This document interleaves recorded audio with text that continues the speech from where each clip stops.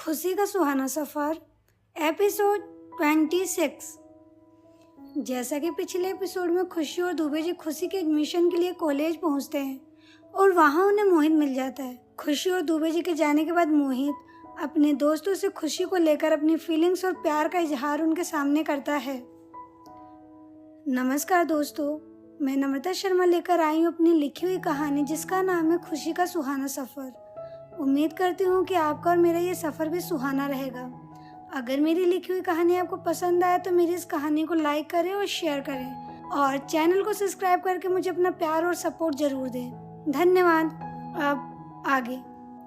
खुशी और Dubey ji principal office पहुँचते हैं जहाँ कन्हैया जी ऑलरेडी किसी पेरेंट्स के साथ मीटिंग में थे, इसलिए ऑफिस के बाहर खड़ा सिक्योरिटी गार्ड उन्हें ऑफिस के भीतर जाने से मना कर देता है और उन्हें बताता है कि पहले से ही कोई अंदर है जिसका सर के साथ मीटिंग चल रही है और उसके जाने के बाद 2 पेरेंट्स और हैं जिनकी मीटिंग अभी वेटिंग में है। उसके बाद आप लोगों का नंबर आएगा। ये सुनकर खुशी बोली, अंकल आप जाइए और कन्नू अंकल से कहिए कि मिस्टर खुशहाल सिंह दुबे आए हैं अपनी बेटी खुशी के साथ, फिर देखना वो खुद हमें रिसीव करने बाहर आएंगे। दुबे जी भी बोले, जाइए उन्हें बताइए कि कौन आया है, खुशहाल सिंह दुबे अपनी बेटी खुशी के साथ।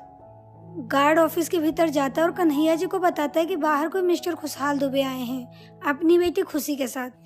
ये सुनते ही कन्हैया जी के चेहरे पर खुशी की लहर दौड़ पड़ी। तब वो गार्ड से उन्हें जल्दी से अंदर लाने को कहा और अपने साथ बैठे हुए लोगों को कुछ देर के लिए बाहर वेट करने को कहा। पेरेंट्स के बाहर जाते ही कन्हैया जी चेयर से उठ खड़े होते हैं और दुबे जी को रिसीव करने के लिए डोर की ओर बढ़ते हैं और तभी दुबे जी और खुशी दोनों ऑफिस के भीतर पहुंच जाते हैं।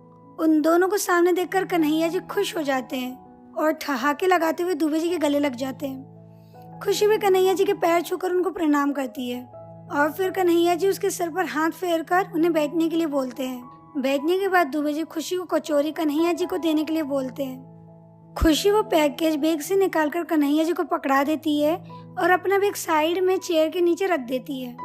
कन्हैया जी ने पैकेज को थामते हुए दुबे जी से कहा, खुशबू तो बड़ी अच्छी आ रही है कचौरियों की, जरूर भाभी जी ने भिजवाया होगा मेरे लिए। दुबे जी बोले, अपनी भाभी जी के हाथ के बने हुए पकवान का जायका लेना है तो इसके लिए तुझे घर आना पड़ेगा। ये तो हमारे अग्रवाल जी के हाथों का जादू है जिससे तुम्हारा ऑफिस महकने लगा। कन्हैया जी बोले, वही अग्रवाल जी जिनकी मिठाइयाँ पूरी दिल्ली में फेमस है। खुशी बोली, हाँ कन्नू अंकल वही अग्रवाल जी, उनकी दुकान हमारे घर से बस 400 मीटर की दूरी पर है और वो भी पापा के बहुत अच्छे दोस्त हैं। और वो इतने अच्छे दोस्त थे कि अपने दुकान की मिठाइयाँ खिला खिलाकर पापा को शुगर का पेशेंट बना दिए। कन्हैया जी बोले, हाँ बेटा, ऐसे इल्जाम मुझ पर भी लगते थे बचपन में। तुम्हारे पापा को तो बचपन से मीठा खाना पसंद है, अग्रवाल जी की कोई गलती नहीं है। बचपन में तुम्हारे पापा जब भी मेरे घर पर आते मेरी माँ और मेरी दादी से मिठाइयों की डिमांड करने लगते और तो और मेरी एग्जाम में मदद करने के बदले में मुझसे टॉफी चॉकलेट घूस के रूप में लेता था और खाता था। और घर वाले मुझे डांटते कि इतना मीठा मत खाया कर, क्योंकि घर वालों को लगता है कि वो मीठा मैं मेरे लिए लेके जा रहा हूँ। जब पहले मीठा चटपटा खाता तो मुझ पर इल्जाम लगता था और जब आज ये मीठा चटपटा खा रहा है तो अग्रवाल जी दोषी हो गए बेचारे। दुबे जी को समझाते हुए कन्हैया जी आगे बोले, इतना बीमार हो गया तू, कम से कम अब तो सुधर जा। दुबे जी बोले, और कितना सुधरू यार, तेरी भाभी ने मुझे सुधारने का ठेका ले लिया है और लगभग सुधार भी दिया है।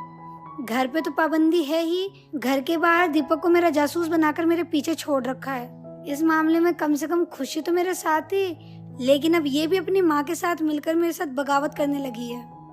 अच्छा कन्हैया, ये सब बातें हम बाद में भी कर सकते हैं क्योंकि तेरे ऑफिस के बाहर पेरेंट्स की भीड़ लगी हुई है, उनका भी नंबर आना है। तो अभी काम की बात करते हैं। मैं खुशी के एडमिशन के लिए यहाँ आया हूँ।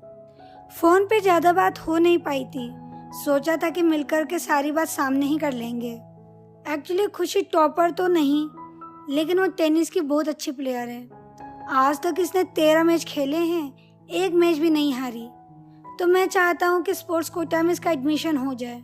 अब तेरी भाभी जी को और खुशी को थोड़ा शक था, लेकिन फिर मैंने इन्हें बोला वहाँ इसके कन्नू अंकल बैठे हैं। कन्हैया जी बोले, हाँ हाँ क्यों नहीं, हो जाएगा खुशी बेटा का एडमिशन। पर 12th बोर्ड में इसने स्कोर कितना किया, खुशी ने कितना परसेंटेज बनाया है? दुबे जी बोले, अभी बताया तो था कि खुशी टॉपर नहीं है, तो परसेंटेज मत पूछ यार। हाँ, लेकिन ये बात नोट करने वाली है कि 15 साल की पढ़ाई में इस बार सबसे ज्यादा स्कोर किया है खुशी ने।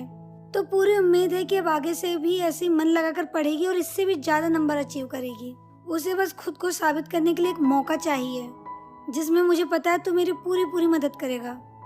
कन्हैया जी बोले, कितने नंबर आए खुशी के ये तो बता। खुशी की ओर देखते हुए कन्हैया जी बोले, खुशी बेटा तुम बताओ कितने परसेंट बनी है। तुम्हारे पापा से तो फोन पर भी पूछा था, तब भी उन्होंने बताया नहीं, बोले आकर बात करूंगा। बिना स्कोर जाने में कैसे मदद कर पाऊंगा तुम्हारी।